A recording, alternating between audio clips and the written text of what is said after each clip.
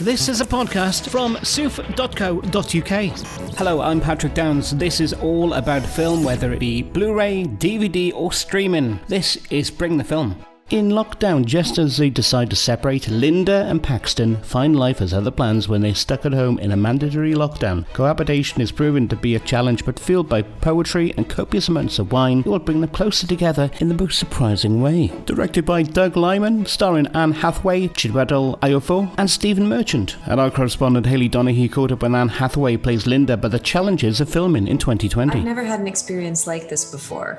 And, when I first spoke with Doug Liman about the project, he said, look, 3 years from now, Steven Spielberg is going to make the version of Lockdown and it's going to win 20 Oscars, but it's going to be us having gone through it, looking back at it. He said there's something about harnessing all of this uncertainty and anxiety and how we're all feeling about it and using that energy and making a film but also within the constraints and the parameters of actual lockdown and just seeing what we come up with. Amazing. I mean, congratulations.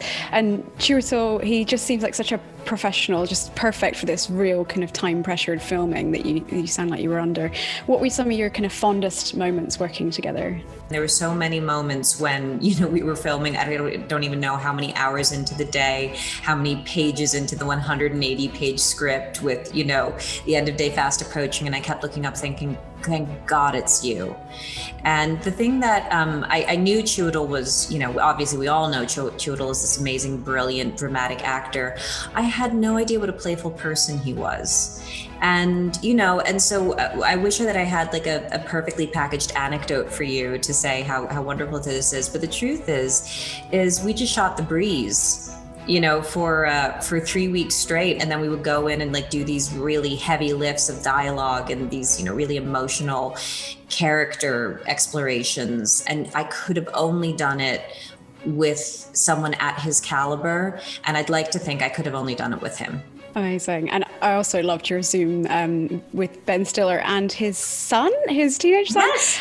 Amazing. I imagine just how much fun was that, and kind of I imagine lots of funny outtakes and keeping a straight face. Oh, working with Ben was, I don't want to gush too much because, well, I'm talking to the UK and you'll all, cringe wildly, but it was a dream come true for me. I love Ben Stiller so much, but funny enough, and as great as Ben was in the part, the reason he got the part was because of his son, because one of the constraints and parameters and opportunities of filming this was if you were casting someone that had two people in the scenes, they had to be in a pod with someone that was the right age for the character. So we were just really lucky that Ben's son was willing to be in the film and then turned out to be such a wonderful talent in his own right. But I was, I've kind of learned how to keep my cool around most people that I meet, but Ben still, I completely started to lose it.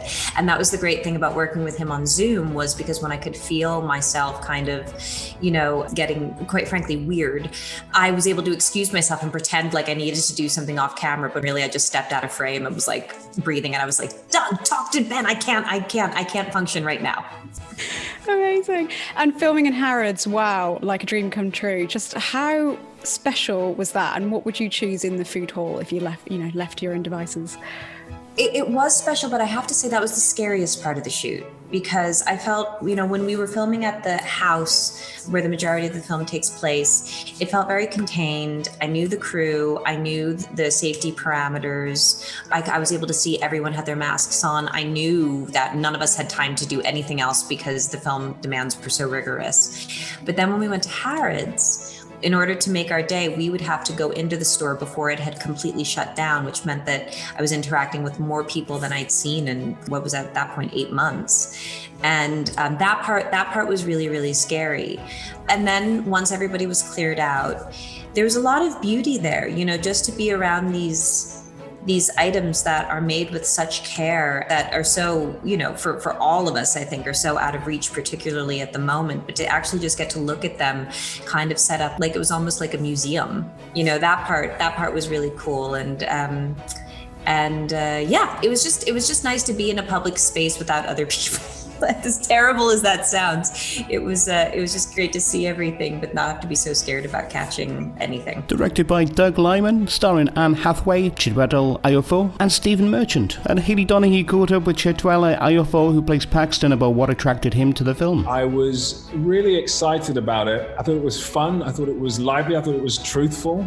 I thought this relationship was really interesting and really just a mirror of what had been sort of happening in so many people's lives, and it just really reflected it in a powerful way. And I thought that it had a real joy to it, actually, and a real optimism and a sense of hopefulness. And I really was in a place as well where I was really looking for that as well. I think we all are to some degree, just trying to find that connection, I think, that connection to each other and that connection to the circumstances, and to still feel lifted in these moments. And so it had all of those elements.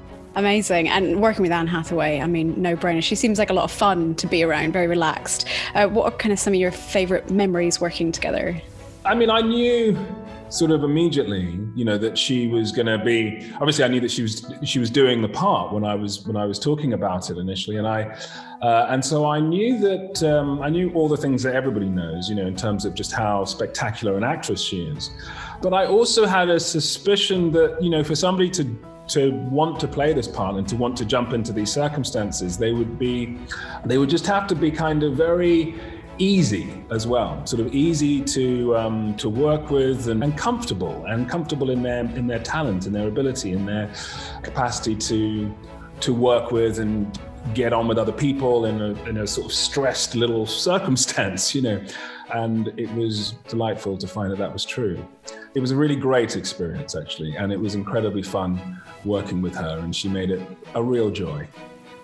Oh, amazing. And I actually kind of found it quite comforting seeing the characters' coping mechanisms with the oddness of lockdown, baking, reading poetry in the street. How important was it to show that, and what have you found yourself sort of doing to cope being locked down?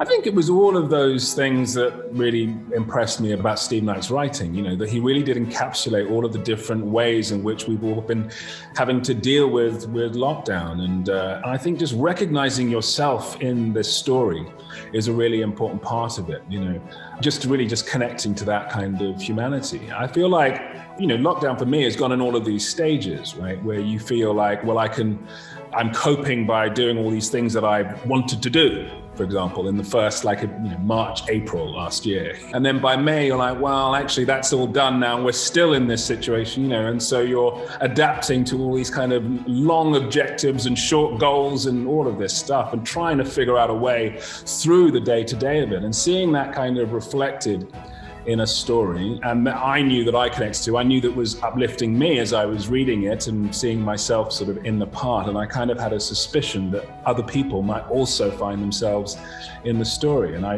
it was good timing for me, actually, reading the script. I just needed that sort of lift and that understanding of the kind of communal sense of what everybody was going through. Lockdown is Certificate 12A. And with that, thanks for checking me out on the Bring the Film podcast today. I'm Patrick Downs, and you can keep in touch across Twitter at I'm Patrick Downs, also on Instagram, or facebook.com/officialpoptart. And there's also the website soof.co.uk. This is a podcast from soof.co.uk.